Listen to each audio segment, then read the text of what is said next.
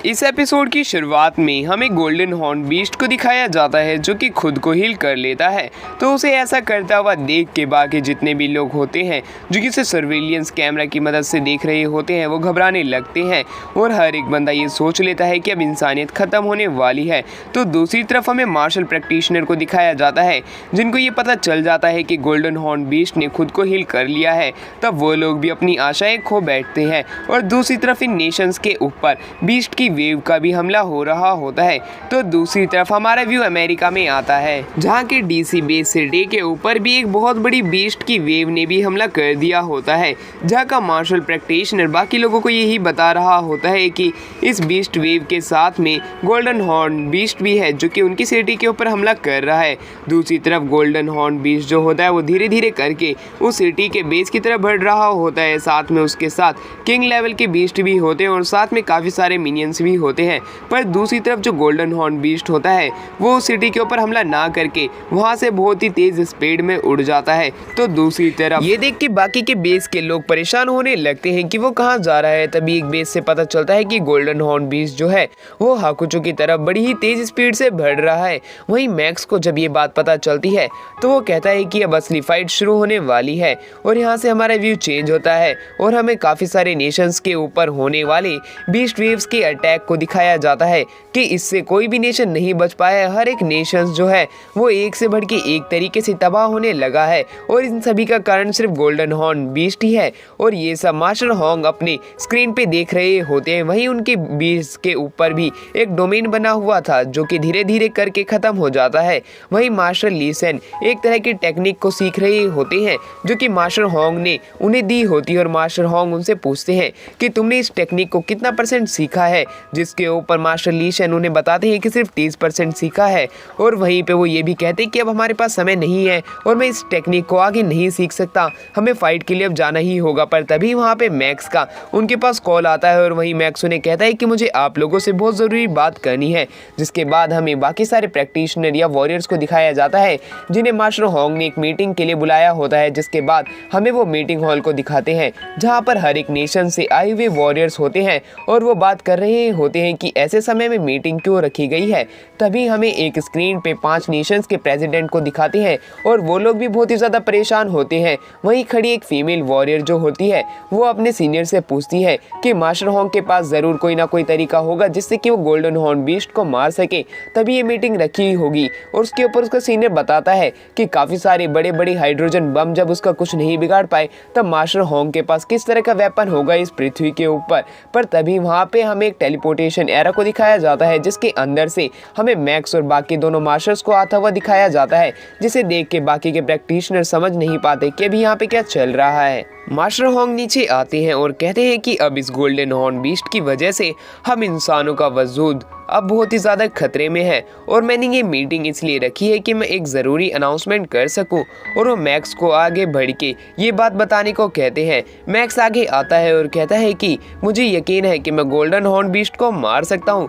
ये बात सुन के 5 नेशंस के प्रेसिडेंट हैरान होते हैं और हर एक वॉरियर हैरान हो जाता है। वहीं पे खड़ा एक वॉरियर मैक्स से पूछता है कि जो तुम कह तो रहे हो वो क्या तुम सच में कर सकते हो, और अगर तुम कर सकते हो तो तुम ये कैसे करोगे, ये तुम मुझे बताना। जिसके ऊपर मैक्स उनके सामने अपने हाथ पे लगी हुई एक डिवाइस को ऑन करता है जिसकी वजह से वहाँ पे एक होलोग्राम बनने लगता है जिसके अंदर हमें एक लेजर कैनन का होलोग्राम दिखाया जाता है।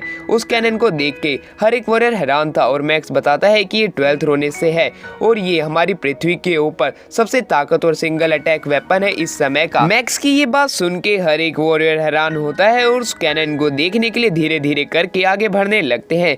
वहीं एक वॉरियर बोलता है कि 5 नेशंस को बहुत ही बड़ा घाटा लगा था जब वो 12th रोनेस में गए थे, पर मैं यकीन तो नहीं कर सकता कि मैक्स उसके अंदर गया और बिल्कुल सही सलामत वहाँ से बाहर भी आया है और साथ में वेपन्स भी लेके आया है।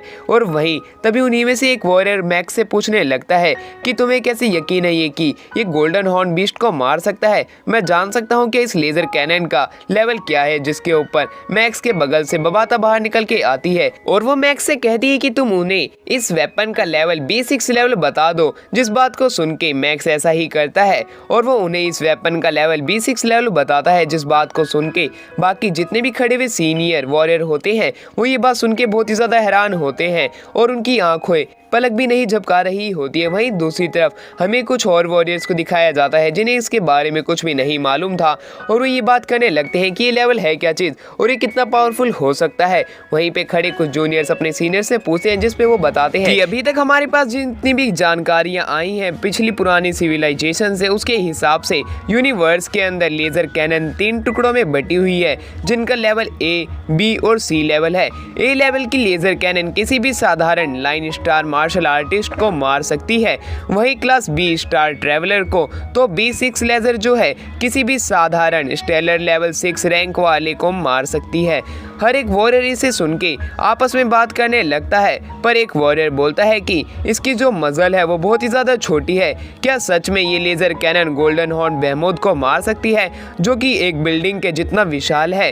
ये बात सुनकर हर एक वॉरियर मैक्स के पास आता है। वहीं मैक्स उन्हें बताता है कि बेशक से गोल्डन हॉर्न बेहमोद 180 मीटर लंबा है, पर उसका जो मुंह है सिर्फ वो 20 मीटर का ही है। अगर एक बार ये लेज़र चलती है तो इसकी जो अटैक की स्पीड है वो स्पीड ऑफ लाइट के बराबर हो जाती है। गोल्डन हॉर्न बीस्ट जो है वो इसे डॉज नहीं कर पाए क्योंकि लाइट ऑफ स्पीड से चलेगी। इसे छोटे से लेजर शॉट अगर उसके मुंह और दिमाग को ही उड़ा दे तो वो ऐसा कुछ भी नहीं कर पाएगा, ना कि वो जिंदा ही बच पाएगा। इस बात को सुन के हर एक वॉरियर के चेहरे पे वापस से एक खुशी झलकने लगती है और हर एक आदमी के पास जीने के लिए और भी आशाएं आ जाती हैं। और दूसरी तरफ मास्टर होंग ये देखते हुए बहुत ही ज़्यादा खुश होते हैं और वो मैक्स की तरफ देखने लगते हैं और मैक्स को शुक्रिया कहते हैं, जिसपे जो मैक्स होता है उन्हें मास्टर कहता है, जिसपे मास्टर होंग जो होते हैं उसे मास्टर की जगह अब से ब्रदर होंग कहने को कहते हैं। ये बात सुन के अब तो मैक्स की खुशी का कहीं ठिकाना ही नहीं रहता। अब दूसरी तरफ बाकी के लोग उसे कहने लगते हैं कि हम वो लेजर कैनन अपनी आंखों से देखना चाहते हैं कि वो कैसी दिखती है, जिसपे मैक्स जो होता है वो बबाता से पूछता है कि उस लेजर कैनन का काम कितना हुआ है, जिसपे बबाता बताती है कि अभी हम बस लास्ट स्टेज पे ही हैं। मैक्स उन्हें कहता है कि अभी आप लोग थोड़ी देर रुको, मैं थोड़ी देर में आप लोगों को दिखाता हूँ। तभी उन्हें इन्फॉर्मेशन मिलती है कि गोल्डन हॉर्न जो बीस्ट है उसने वापस से एक इंसानों के बेस पे हमला किया है और वहाँ के लोगों को ख़त्म कर दिया है और उस बीस्ट की उड़ने की स्पीड जो है वो 15,000 मीटर पर सेकंड होती है। वो अभी 9 मिनट के अंदर वापस से एक दूसरे बेस पे पहुँचने वाला है और वॉरियर कहने लगते हैं कि इससे जल्दी से हमें ख़त्म करना होगा वरना इंसानियत पूरे तरीके से ख़त्म हो जाएगी। और वो मैक्स की तरफ देखने लगते हैं और वही मैक्स जो होता है वो बोलने लगता है बबाता को कि उस लेज़र कैनन का काम और कितनी देर रह रहा है, हमारे पास इतना समय नहीं है। और वहीं पे जो बबाता होती है वो लेज़र को बना रही होती है। वो लेज़र बनाने के बावजूद भी बबाता को उस लेज़र के अंदर कुछ एरर आ रहे होते हैं, इसलिए उसे ऑन नहीं कर पा रही होती है। दूसरी तरफ गोल्डन हॉर्न बीस्ट जो होता है वो धीरे धीरे करके उन्हीं की तरफ आ रहा होता है और दूसरी तरफ हमें बाकी नेशंस को दिखाया जाता है जहाँ पे अलग अलग बेसिस पे अटैक हो रहा होता है और हर एक वॉरियर वापस से अब निराश होने लगता है। पर दूसरी तरफ बबाता का काम एकदम से ही पूरा हो जाता है और जिसके बाद वहाँ पे एक होलोग्राम सामने आता है जहाँ पे एक बहुत बड़ा रोबोट वॉरियर उस लेज़र को लेके उनके सामने खड़ा होता है। ये देख के हर एक वॉरियर हैरान होता है।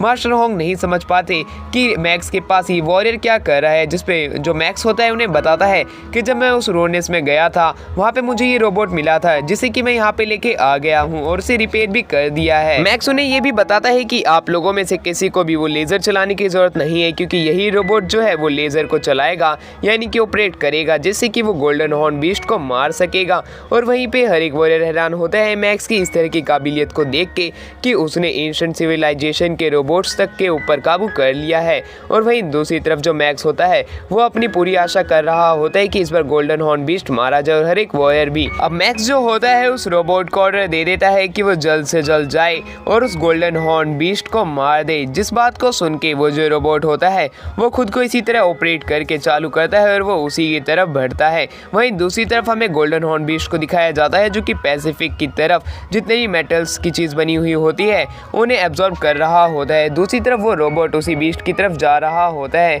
वहीं पे गोल्डन हॉर्न बेहमोद भी होता है जो खुद को चार्ज कर लेता है और वो भी इंसानों की बस्तियों की तरफ उड़ चलता है। वो दोनों एक दूसरे की तरफ फुल स्पीड से जा रहे होते हैं जहाँ पे हमें उस रोबोट की स्पीड 2000 मीटर पर सेकंड बताई जाती है और दूसरी तरफ गोल्डन हॉर्न बेहेमोथ की 15,000 मीटर पर सेकंड और दोनों अपनी स्पीड से ही उड़ते हुए एक दूसरे की तरफ बढ़ रहे होते हैं। और मास्टर होंग कहते हैं कि अब यही हमारी एक आखिरी उम्मीद है, अगर ये भी खत्म होती है तब हमें से यहाँ पे कोई भी जिंदा नहीं रह सकेगा। हर एक वॉरियर अपनी पूरी कोशिश कर रहा होता है और प्रेयर कर रहा होता है कि ज़रूर इस बार इंसान जीत जाए। और वहीं जो गोल्डन हॉर्न बेहेमोथ होता है वो धीरे धीरे करके आगे आ रहा होता है, तो दूसरी तरफ वो रोबोट खुद की कैनन को चार्ज कर रहा होता है। और इसी तरह काफ़ी समय के बाद यानी कि 100 सेकंड के बाद वो लेज़र कैनन चार्ज हो जाती है और वो रोबोट उस कैनन का इस्तेमाल करता है और वहीं पे वो गोल्डन हॉर्न बेहेमोथ के ऊपर अटैक करता है। वो अटैक जैसे ही होता है एक बहुत बड़ी लाइट की स्पीड से अटैक निकलता हुआ गोल्डन हॉर्न बेहेमोथ की तरफ बढ़ने लगता है। वहीं गोल्डन हॉर्न बेहेमोथ समझ नहीं पाता कि उसके साथ क्या हो रहा है और दूसरी तरफ बबाता कहती है अब बहुत देर हो चुकी है और वैसे ही वो अटैक गोल्डन हॉर्न बेहेमोथ को आर पार करते हुए वहां से चला जाता है, जिससे कि हम अटैक को स्पेस से भी देख सकते थे कि ये कितना बड़ा अटैक था। इस अटैक की वजह से गोल्डन हॉर्न बीस्ट जो होता है वो अब पानी के नीचे गिरने लगता है और धीरे धीरे करके वो नीचे ही आ रहा होता है। हर कोई ये देख के कुछ समय के लिए बिल्कुल शांत हो जाते हैं, पर वैसे ही उनके चेहरों पे एक खुशी की लहर उठ पड़ती है क्योंकि उन्होंने इस बार गोल्डन हॉर्न बीस्ट को मार दिया होता है और इंसानों के जीने की आशा अब पूरे तरीके से 100% हो चुकी होती है। और वहीं दूसरी तरफ हमें गोल्डन हॉर्न बीस्ट को दिखाया जाता है जिसके मरने की वजह से समुद्र का पानी पूरे तरीके से पर्पल हो चुका होता है। और वहीं पे जो मैक्स होता है वो अपने मन में कहने लगता है अच्छा हुआ ये मर गया, अब हम वापस से अपनी डेली लाइफ जी सकते हैं। वहाँ पे खड़े हुए वॉरियर ड्रिंक पीने लगते हैं क्योंकि अब उन्होंने गोल्डन हॉर्न बीस्ट को मार दिया होता है। पर दूसरी तरफ मैक्स देखता है कि जो मास्टर होंग है वो अभी भी स्क्रीन की तरफ देख रहे हैं जहाँ पे गोल्डन हॉर्न बेहेमोथ मरा हुआ होता है। और ऐसी के साथ ही ये वाला एपिसोड यहीं पे एंड होता है। तो मिलते हैं इसके नेक्स्ट एपिसोड में।